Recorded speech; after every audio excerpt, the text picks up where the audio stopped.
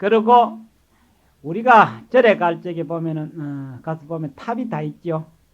탑이 다 있고 부처님이 계시면은 반드시 절에 법당에 가서 부처님에게 절하고 또 나와서는 탑에 절하고 탑돌이를 하지요. 그거는 왜 그러냐면은 원체 부처님을 모실 때에는 부처님 사리가 들어가는 게 원칙입니다. 그래야 부처님 사리는 부처님 유골이지요. 그리고 사리는 그냥 이 유골이 아니라 방광도 하고 뭐 대단합니다. 그런 대단한 일이겠지. 그래야 부처님의 가치가 있는 거지요.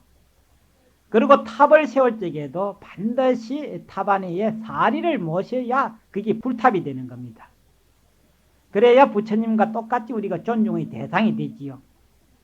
그래서 우리는 반드시 부처님이 직접 유골이 들어있기 때문에 부처님에게 절을 하는 겁니다.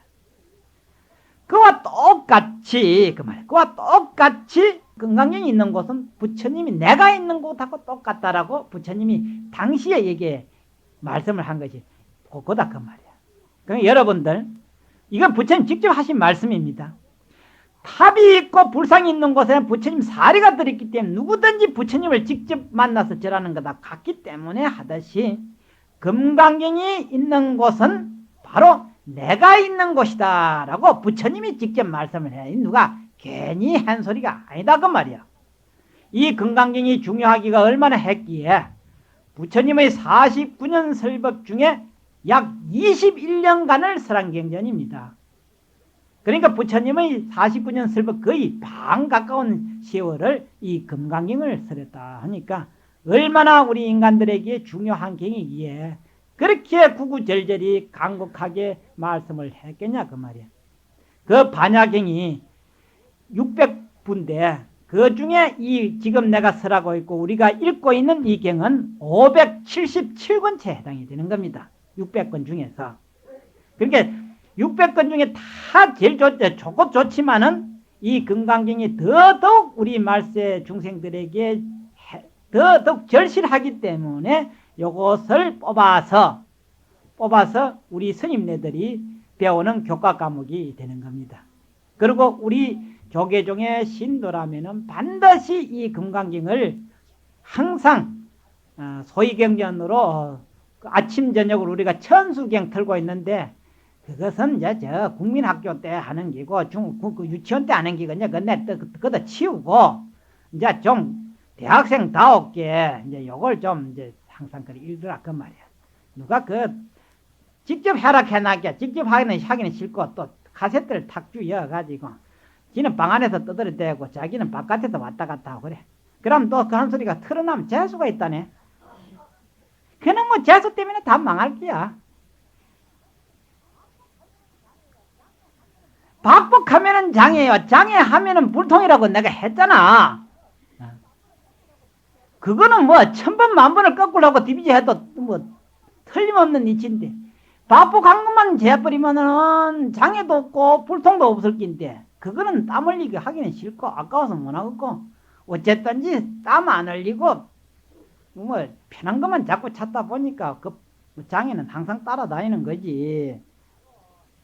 그래서 이 바로 금강경은 부처님이 계시는 것하고 같고 또 한 걸음 더 낮추어서는 부처님의 10대 제자, 부처님의 1200 제자, 그 다음에 일체 성현이 계시는 것하고 똑같다.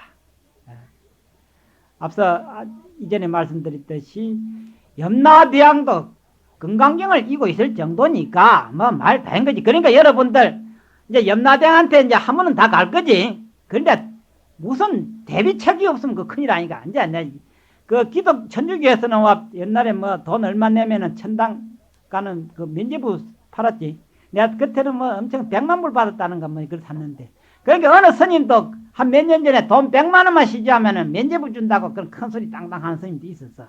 금방지고 큰 소리는 없이. 뭔 소리 주노? 주본들 뭔 소용 있노? 그러니까 본인 스스로가 하지 아니하면은 면제부를 한 줌 짊어지고 와도 안 돼. 그러니까 여러분들 스스로가 이 금강경을 항상 수지독송하고 있으면은 그게 지옥 면하는 면제부고 천당 가는 요즘 말하면 뭐랄까 폐수권이지. 그것만 있으면 통과하는 게야. 왜냐? 염라대왕이 제일 먼저 묻기를 그대가 건강경을 수지독성에 했나 묻거든. 예, 그리 했습니다 하면 그만 그 앞에서 절을 해버려. 왜냐? 건강경을 수지독성하는 사람은 부처님 건강경을 가지고 있기 때문에 부처님이 계시는 것하고 같고 존중 제자가 10대 제자와 1200 제자가 있는 것 같다 했거든. 근데 염라대왕은 스님이 아니고 신도야. 그러니까 건강경을 1년 같은 사람이라도 그만 오체투지를 하고 직접 모셔도 저 천당까지 그만 모셔다 드린답니다. 이게 면죄부지. 무슨 놈은 돈 좀 더 냈다고 면죄부고 아이고 참 그걸 믿고 따라가는 병신 참. 그게 여러분들 이제 돈 한 푼 땡긴 한 푼 안 들도 정말 돈 없거든 한 건 빌리 가가지고 실컷 읽고 갖다 주면 누가 아무 소리도 안 해. 그래서 우리가 돌아가신 영가들 이 경도 그 말 여러분들 읽고 있는 경도 여기에 49제를 지냈던 우리 회장님하고 또 어느 신도님 그 49제가 있었어요. 그래서 이 영가를 위해서 이 경전을 이제 법고양한 겁니다. 그러니까 여러분들 이제 천수경 같은 거는 이제 좀 걷어치우고 틈틈이 이 건강경을 읽으면은 이제 염라대왕도 그만 큰절 오체투지 넙주가 할 테니 무슨 걱정이 있어. 그러니까 그 제가 있고 없고를 따질 것도 없어. 그래서 이 복을 자꾸 건강경의 이 복을 얘기한 거는 앞장에서 다시 이제 되새기자면은 우리는 이 장엄을 하는 면에서 형상장엄이 있고 이상장엄이 있고 마음을 청정히 하는 장엄이 있어. 그런데 우리는 마음을 청정히 하는 장엄은 안 하고 그저 모양만 갖춘 장엄만 잔뜩 한다 그 말이야. 여러분들 우리 이제 보림정사 이제 법당 짓는다고 기둥을 턱 세우는 게 제법 이제 걸듯하지요. 요거는 무슨 장엄이냐면 형상장엄이라. 앞서 쭉 했듯이 모양으로 된 이거는 언젠가 부서져. 제가 죽으라고 지도 200~300년 되면 새로 지어야 돼.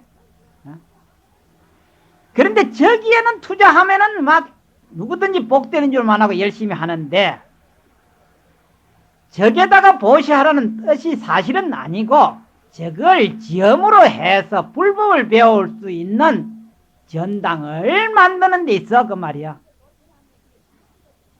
지금 여기 노천에 앉아있으니까 지금은 좋지만은 한겨울은 추우니까 들어가서 좀 하자 그거라. 그거 가서 이제 들어가서 불법을 배우자 그 말이야. 불법을 배우는데 무슨 법을 배우느냐? 마음 닦는 법을 좀 배우자 해서 그게 정신수양, 그 정신장엄이야. 그거 하라면 잘 안 하거든. 그러니까 이제 법문은 경기가 하열하다 보니까 뭐만 하냐? 법당지면 복받는다. 이래가지고 이제 꼬시는 거예요. 꼬여. 그게 멍청해나니까 그 말에 꼬여가지고 이제 복 짓는다고 엎어지고 자빠지고 야단이거든. 그런 게 아니고 저것을 짓지 아니하면은 우리 법무들은 의지할 곳이 없어서 저것을 지어서 저 안에서 뭘 하자냐면은 불법을 배워서 우리 마음을 닦아 나가는 공부를 하자고 해서 그렇게 시작이 된 겁니다. 그런데 우리는 그것조차도 못하고 인생은 마치 일장한 충몽인데 왜 그러냐면 지난날 부귀영화는 넓고 병든 앞에는 아무 소용이 없어. 죽기 전에 이미 소용없는 게 그렇게 원하고 바라는 그 부귀영화도 죽기 전에 소용이 없어져. 먼저냐? 늙어지고 병들어 나면은 말짱 아마 별 볼 일 없어. 그러니 불법 배울 수밖에 더 있느냐 그 말이야. 그래서 일신의 영달을 위해서 한 일들이 뭐만 더 하는 거냐? 마치 그런 무더기만 더 쌓는 거다고 같더라고 말이야. 우리가 일신의 영달을 위해 가지고 그렇게 끌어모으고 애쓰고 해봐야 이 육신은 숨만 딱 떨어지고 나면은 급히 썩으면 하루 만에 푹 썩어. 조금 오래 가면 3일 만에 썩고 그래요. 요즘에 죽으면 한 2~3일에만 썩은 냄새가 나니까 가난에 주스 엿는다고 바빠 그걸 갖다 염한다 그러는데 달리 그런 게 아니고 썩어서 냄새가 나니까 벌른 주스 여야지. 그래 또 안 되니까 3일 만에 땅에 가서 묻어야지 뭐 별 볼 일이 있어. 그래서 이렇게 중하고 중한 이 몸뚱이지만은 마치 이태로끼가 유리그릇하고 같아요. 잘못하면 다치고 조금 잘못하면 부서져. 참 골치 아파. 그리고 일생을 아무리 길러도 은혜를 몰라. 그러니 우리가 한 번 더 이제 참 잘 살펴보기를 하고, 그 다음에 조불조탑은 불법을 배우기 위함에 있지 영리를 위함이 아니더라. 우리가 불사를 하는데 만약에 이익을 위해서 불사를 한다면은 그것 자체가 바로 지옥벌이라 그 말이야. 지옥을 가는 일이 되더라 그 말이야. 그러니까 여러분들도 불사에 동참할 적에 무슨 이익을 위해서 불사에 동참하지 말고, 그든 말씀드리지만은 꼭 참 백천만급에 난 좋은데 우리가 어찌 다행히 무슨 복으로 내가 불법을 만났는가 하는 걸 생각해서 이때를 놓치면 안 된다 그렇게 했어요. 옛날에 대선지식들이 불법을 깨닫고 무슨 말을 했냐 하면은, 중국의 그 유명한 청량스님 같은 분은 얼마나 대단했냐면은 7 천자의 서성이 됐었어요. 천자가 갈릴 적마다 서성이 됐어. 참 대단한 스님이지요. 살기도 102살을 사셨지만은 참말로 대단했던 스님입니다. 그래 일설에 이해하면은 어떻게 천자들이 종행에 받들었던지, 스님이 법상에 이제 궁중에 많이 초청해가지고 법문을 듣는데 임금이 그 청량국사가 이 법상에 올라갈 적에 종령이 너무 지극하다 보니까 천자가 등을 내밀었답니다. 자기 등을 받고 법상에 올라가시라고. 그렇게 대단한 스님도 부처님을 향해 하는 말씀이 내가 무슨 복으로 불법에 참여했고 또 무슨 복으로 부처님의 지혜를 얻은 것이 마치 어떤 다행함이 있었더냐. 빗방울이 강물에 떨어져 가지고 바로 바다에 쏙 들어간 것하고 같더라 그렇게 했어요.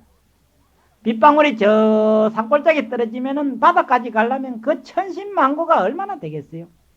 근데 나는 그런 고통 안 거치고 바로 강물에 떨어져 가지고 바다에 바로 쏙 들어가 버린 것 같으니 이 다행함이 또 어디 있겠느냐라고 그렇게 했습니다. 그러니까 우리도 말세 비록 늦게 이 불법을 만났지만은 이거 참 그야말로 백천만급의 난 좋은데 이제 내가 손으로 만지고 눈으로 볼 수 있으니 참으로 다양한 일이다 아니할 수가 없는 겁니다. 그런데 우리는 이런 이치를 모르고 일심만을 위해서 산다면은 영급의 인연에 얽혀가지고 헤어날 길이 없습니다. 우리가 고생하고 있는 것은 근심하는 것은 얽히고 썩힌 인연 때문에 그 고생을 하게 되는 겁니다. 우리는 그냥 이만 뻔것 하면은 인연 하지만은 인연이라고 하는 말은 얽히고 설켰다고 하는 그런 뜻이다. 모든 고리를 말하는 거라. 그 고리를 우리는 계속해서 영위하고 있지만은 불법이 아니면은 그 인연고리를 끊을래야 끊을 수가 없습니다. 그러니 이 일신의 영화만을 이해하는 것은 영급에 얽어 매이는 인연만 더욱더욱 짓는 것이 되기 때문에 이 고리를 끊고, 그렇다고 해서 이 몸을 허망하게 여기서는 안 됩니다. 왜냐? 이 몸이 없으면 돌을 닦을 수가 없어. 그러면 이 몸은 바로 무슨 기구냐 하면은 돌을 안 닦으면 무슨 기구가 되지요? 돌을 안 닦으면 밥통만 되는 거지. 그걸 갖다가 제분기라 그래요. 제분기. 똥 만드는 기계밖에 안 된다 그 말이야. 그러니까 이 몸은 도구로 써야지. 돌을 닦는 기구로 써야지. 죄를 짓는 기구를 쓴다가는 이거는 빠날반짜 지옥행이고, 돌을 닦으면 부처님을 칭견하고 극락에 가는 기구가 되더라 그 말이야. 그러니까 지옥도 지가 만들고 천당도 지가 만든다고 하는 것은 이거는 피 틀림없는 이치다 그 말이야. 그러니 누구를 원망하고 누구를 탓을 해? 이 세상 탓하고 원망할 것 하나도 없어. 자기 자신이 다 지어서 받고 있기 때문에 그 말이야. 그리고 대지가 마물을 생장하고 다 실어주듯이 이 우리의 마음도 그 말이야. 마음도 모든 지혜와 모든 복덕과 모든 공덕을 다 가지고 있습니다. 그래서 여기에 마음을 닦으라고 하는 이유가 바로 거기에 있습니다. 마음만 닦으면은 지혜도 그 가운데 있고 복도 그 가운데가 있고 공덕도 그 가운데가 다 있어. 그래서 다른 것 하지 말고, 그래서 5만 가지 하는 허심 내버리지 말고 한 가지만 하라 그 말이야. 세상에서 돈은 돌고 돈다라고 그렇게 말을 하지만은 인생이 역시 돌고 돌아. 죽었다가 태어나고 태어났다가 죽고 또 죽으면 또 태어나기 돌고 돌아. 그 가운데 따라다닌 게 돈이지. 어찌 사람이 돈을 따라다녀 그 말이야. 돈이 돌고 도는 게 아니고 엄격히 따지고 보면은 사람이 돌고 돌아. 세상 세세생생의 되풀이하는 수고로움 속에서 끝나는 날에는 그 말이야. 우리가 죽는 날이 끝나는 날이지. 끝나는 날에는 그래도 철이 들어야 돼. 철이 들어야 돼. 또 그 모양하고 또 그 모양 해서는 안 돼. 중생이 어리석어서 탐욕과 명예, 권리 등에 쫓아 헤매다가 일생 모두 다 허비하고 늙은 막에서 껍데기만 남을 때 후회한들 무슨 소용이 있어? 여러분들 그래도 다행히 죽기 전에 철들면 그래도 큰 다행 중에 그보다 큰 다행이 없지만은 일생 다 부귀영화만 쫓아가다가 이제 껍데기만 남았을 적에는 이제 후회해보니 그때 아무 소용이 없어. 그러니까 되도록이면은 앞서 말씀드렸지만은 부귀영화 그렇게 좋아도 죽기 전에 허망한 게 아니라 늙고 병들어 버리면 말건 다 헛기라. 그러니 이 육신이 건강할 때에 좀 열심히 공부하라 그 말. 그리고 마지막으로 무의복이라고 하는 것은 세상 사람들은 어떤 것이냐? 무의복이라고 하는 것은 세상 사람들은 남보다 지식과 명예와 재물, 권리, 처자식 등이 많으면 행복하다고 여기지만은 이 모두가 남보다 많으면 다 걸리는 일이야. 그래서 이 건강영의 도리가 바로 그 많은 것 쌓아모으느니 한 가지 하는 것이 참 좋다. 그렇게 이제 한 겁니다.